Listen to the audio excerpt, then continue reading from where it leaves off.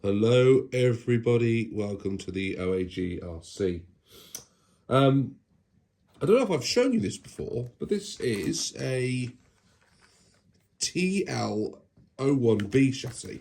And I picked it up secondhand off eBay, pretty much as it is, with this e-tronics transmitter, which interestingly doesn't have a e-tronics receiver in, so I'm not entirely sure what I'm going to do with that. But I picked this up off eBay for, well, next to nothing, if I'm honest, because it's just a chassis. There's no body to it. It does have a motor in. It has an ESC in. I don't know if they work. We've got a servo in there as well. Again, don't know if it works. But I bought this because I thought, well, this could be restored reasonably easily, I think, with some parts and bits and pieces that I've got lying around. So, what I have done so far is I got a set of CVA oil-filled shocks. Well, they're oil-filled shocks, not CVAs, from JKRC. And I thought they would be great to go on here. They probably need a bit of oil, or I'll take a look at the oil inside them. But they're just alloy dampers. So that will get rid of these friction shocks that are currently on it today and get rid of the pogo-ness of the chassis. I've got my TL02B wheels and tyres, which actually, if you compare the TL02B tyres that I've run to the ones that are on here, we've still got some life left in these, so they'll be going on here. And then, what I think I realised is the body post mounts on here don't work with the Baja Champ or King. I can't remember which body set I've bought, but it doesn't work with that body set. So what I've done is I bought the parts tree. I bought two of the parts trees, which have, somewhere on here, the wing mounts there, and I also thought they had the body posts, which are there. So what I've got there is the wings and the bodies to change this out and put a rear wing onto it at the appropriate point, I think. And I say I think, because I looked at all this quite a long time ago, and yeah, I've been to bed since then, and I can't remember. So what we're going to do is, and I'm not going to show you all this, I'm going to strip this down. I'm going to give it a bit of a clean up. I'm not going silly on this, because at the end of the day, it's going back out on the Orchard Raceway. It's going to get covered in mud. So all I'm going to do is really just give it a bit of a brush up. Make sure that it all works okay. I mean, if you look at the diff, it's quite loose, but it's smooth. I mean, there might not be a pinion in there. That might be quite the problem. But it all seems to do what I would expect a four-wheel drive to do. So I think on the whole, it'll probably work quite well. But the question I want to answer is it any better than the TL02B? It's broadly, you know, I think the same sort of design. We're going to have a front and rear diff, drive shaft down the middle. Similar, in fact, the ride height is way better than the standard TL02B because I can get my whole hand underneath. So even on these tyres and these wheels, it is actually a higher ride height, which means I could put those dual blocks on this as well that come off the DF03. That'd be interesting. That'd give it even more ride height, wouldn't it? As we know from our experiment with the DT02B. Anyway, I'm waffling now, so I'm going to start stripping this down and let's take a look at what we've got. So I am literally 30 seconds into this strip down and I cannot get that hex off of the wheel.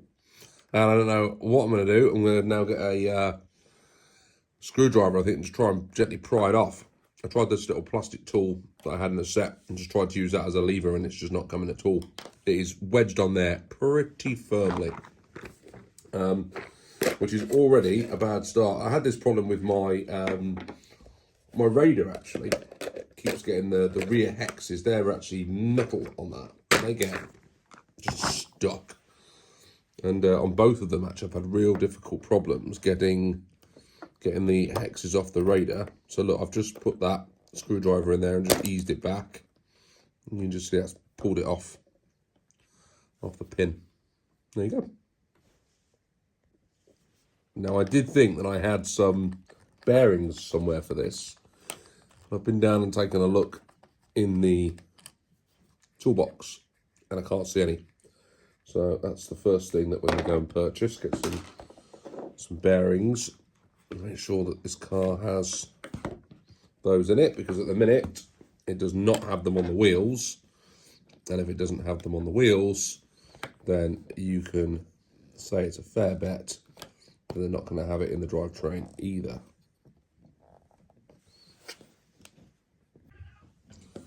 Now, I don't know about the rest of you guys watching this, but I am an absolute RC hoarder.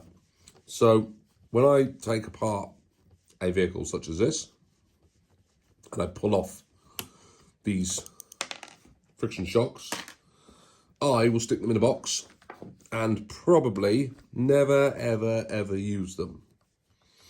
However, I've always wondered, there's a lot of us on YouTube, and I always wondered whether we should do a couple of videos where someone decides they're going to try and build a DTO2, yeah? And people send in their unwanted spare DTO2 parts, and we try and build a car up that perhaps we could donate to charity or raffle off or something like that. And then someone else goes, oh, well, I'm going to build a Rising Fighter. And then we all chip in with all the various Rising Fighter parts that we've got and send it to that person, and they try and then build one of those from parts that we've all got knocking around.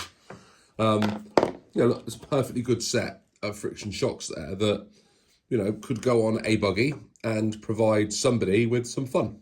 Although that one needs a little bit of work because it's quite stiff. But all these parts just sit in tubs, takeaway tubs and things like that forever. And I just wonder whether we could get some sort of like repair swap going. It's an idea that I might put in a future video and see what people make of it.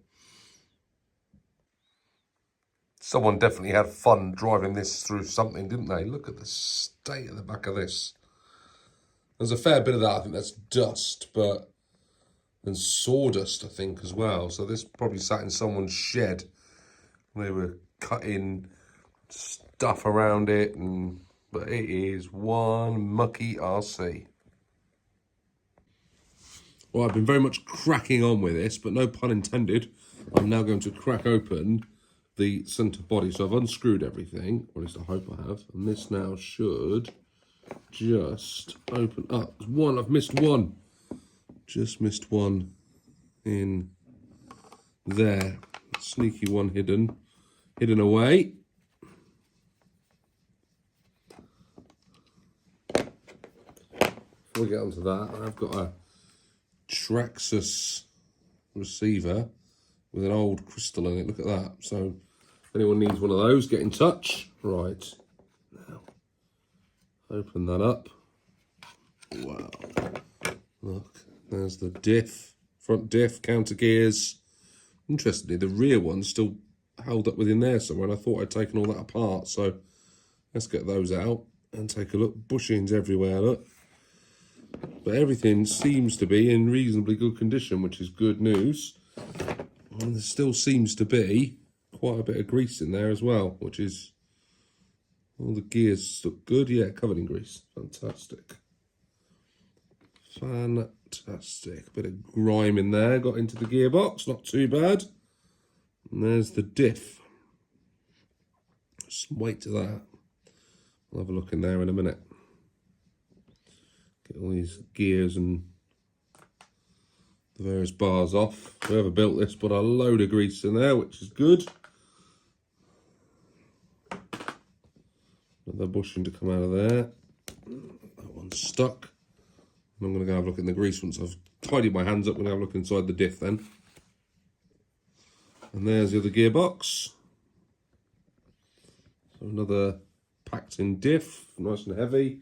I'm not opening those. I've decided I'm going to open all those down in the studio later. Some more gear. Oh, that one's got a lot of grime around it. Looks like a little bit more dirt's crept its way into the rear gearbox. I'd imagine that's because that one has access to the motor. You see the pinion would be up there somewhere turning this one. So that's why this one's got a bit more grit and grime in it.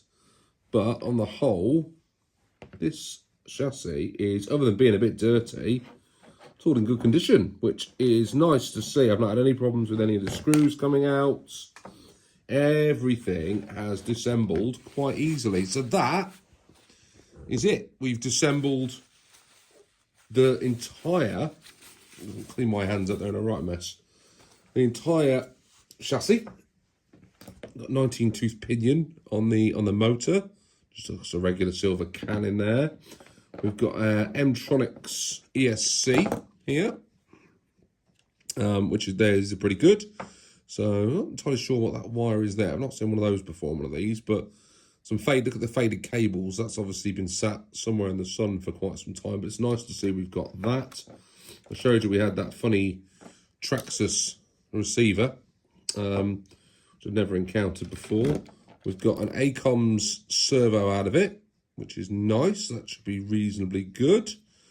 I'm not doing anything with that. If that works, that'll go straight back in, I think, for now. So yeah, we're good. We have finished stripping it apart. The next step now is for me to clean up, because I'm at the dining room table and Mrs. OAG is going to flip her lid when she comes back and sees what a mess I've made in here. And then I'm going to spend a little bit of time cleaning everything down, really. I'll probably get a bowl of water, toothbrush, and just give everything a clean over, try and get some of the grease off some of the gears, and then we can start the fun bit of putting it all back together again. But I am now going to go and wash my hands. Right, we're back with the TL01B, and I'm just going to use this particular servo. I haven't really cleaned it up, which is naughty of me, but this is what's going in on step, where are we? Step 3. Now I'm going to start by building this back up and putting the servo back in and getting this particular chassis piece back together again. So this, oops, need the outtakes on. This one, it's now got some AW grease inside it, which has stiffened it up a little bit. And this one here was as the car was taken apart, super loose. So what I've done is I've made that one there a little bit tighter, I suppose, by putting that AW grease in compared to this one, which, if it's anything like that one, is dry as a bone inside, and it's just as, I mean, the diff's doing what it should be doing, but it's not stiff in any way. So we're gonna do the same with this one, open it up, put the rest of that AW grease inside, and hopefully, stiffen that diff up a little bit with some grease. There you go. Hardly anything in there at all. A little bit of grease was put in by the looks of it. We're going to whack some AW grease all over that now. Diff is now a little bit stiffer. AW grease, I had never really appreciated how that works before. Very impressive. So unfortunately, I was just trying to see if the motor worked, and this is a lovely Johnson silver can that for whatever reason doesn't work. And when I put the battery across the terminals at the end, if you look at this, there's quite a bit of play in the motor. You see that? So when you put the battery across the terminals, this is sucking in, but it's not turning at all.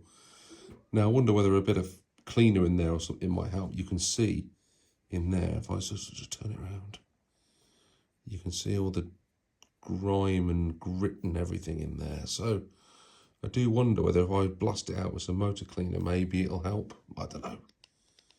I don't think that's supposed to move that much. I can't remember what the others do. So you see the top of the motor there. Focus in a bit better.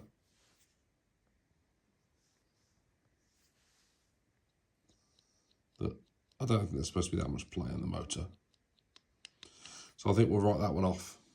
I'll get another silver can and we'll try again. Got completely carried away when building the back section of this. I didn't have, on the manual, it had a piece that goes over the rear. I think this is from the TL01, and I didn't have the bracket that goes over the back, so I've just used that rear bumper for now, because it's all I've got.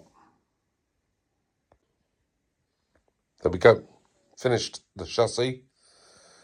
The body will come next. Now, if I was commenting, I mean, the build of the chassis, relatively straightforward. If you've put together a Tamiya before, the TL01 or 01B is relatively straightforward. You've got this sort of central chassis piece, and then you've got the front and rear arms bolt to it, or screw to it. The shocks go on the shock mounts at the back and at the front. The diff goes in the middle with the drivetrain. There's some gears that go either side. It's pretty straightforward. I've used these aftermarket shocks, which, if I'm honest, aren't particularly much better than the friction dampers. And that is probably my biggest frustration. Now, I do have some CVAs knocking around down the toolkit, and I might see if they work better than these ones. But overall, I think this is going to be all right on the track. It would be better with the dampers, clearly. I've put the old TT02 wheels on. I haven't changed the tyres. Now, I did have these ballistic buggy ones, which are mini spikes as well. But I thought there's still a little bit of life left on these. And I'd rather go out and use what's left on them. You know, some of them are worn down a little bit. But go and use what's left on the front and the rears first. And then I need to swap them over to these brand new ones. Rather than stick them on at the moment, because there's still quite a bit of grip on those. So we'll use that up first. But yeah, pretty pleased. I'm going to do the body next. That'll probably be a couple of weeks, really, because the weather outside is not great. But the chassis are now waiting for the body to be done when the weather gets a little bit better. Right, guys, that's me for now. I hope you've all enjoyed that little build or restore and build video of the TL01B.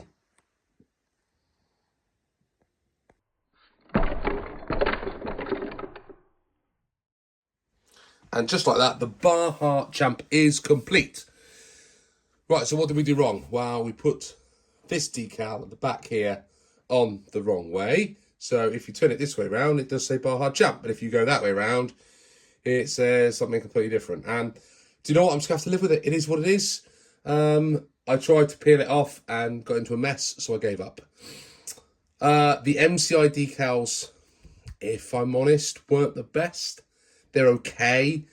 There was supposed to be a silver bar that goes across the back, and that was missing on the decal sheet, so I covered it up with the Tamiya. They're not as forgiving when you try and curl them round things, and these decals are to wrap around. I wish I painted all of this in silver. The side ones went on reasonably well. There wasn't a lot of decals for this, so it wasn't too bad. Colour, I went for that metallic purple, which I think looks blooming great against the yellow wheels. The yellow wheels go nicely with the yellow on the decals. So yeah, in all, really happy with it, actually. I've used the same electronics that were in there in the second-hand buggy that I bought. So it's got this old ESC. The servo was okay. It's still not great in terms of responsiveness, but you know, it's in there, it's okay, it works. I am really not happy about the fact that it's basically got friction dampers. So I need to take those off and basically put some oil in those dampers. I think they should be okay. They should have seals, it should work. But yeah, a little rip, goes all right, just okay. Is it going to compete in the modern four-wheel drive category? Definitely not. It's nowhere near as good as the TT02B or the DF03. And I suppose when we get to doing modern buggies, it ain't going to compete with the DB01 either. So I'm not entirely sure whether or not it'll stick around. The XV01's in that category this year as well, and it certainly won't compete against that. But for a car that cost me, I can't remember what it was, let's say £40 to buy, beat up and, you know, sat obviously in someone's attic for many, many years. I bought a body, I bought some decals, the electronics all worked in it, and now we've got a runner. I think that's pretty good. What we'll probably do is drive it a season out on the Orchard Raceway, and if it isn't competitive, I'll move it on and get something else to go in that category, because theoretically this one's from the mid-90s. It's based on a TL01. It was just extended, the wheelbase was extended, and I'm not entirely sure whether that really is a modern four-wheel drive buggy anymore. When you compare it to the TT02, it's so much different in there. It's probably closer to the DF01 than it is the TT02, and it has this sort of clamshell chassis design where everything sort of clips together. There's a lot of screws in there as well. There's a lot to go wrong by the looks of it. So I don't think it should really be running in the modern category, but I don't have another modern four-wheel drive yet, so it might have to run there until I get something else to run in its place. Which, if I'm being honest, would probably be like a I don't know, TD4, sorry, maybe that could compete in that category. Or I get another TT02BR. I'm not sure I want another TT02B, if I'm honest. So yeah, not sure what else I'd run in that category. So this will run there for now, and then we'll see what we do at the end of the season. So that's it. We've filled our roster. We've got that. We've got the Top Force Evo, and we've got the, as you can see in the corner here, the Optima Mid, all done, all ready for this season out on the Orchard Raceway. That's it for me. Thanks for watching. This was a long video. I apologise for the length of it, but I hope you've enjoyed watching it. I'll see you all soon on the OG RC. Bye for now.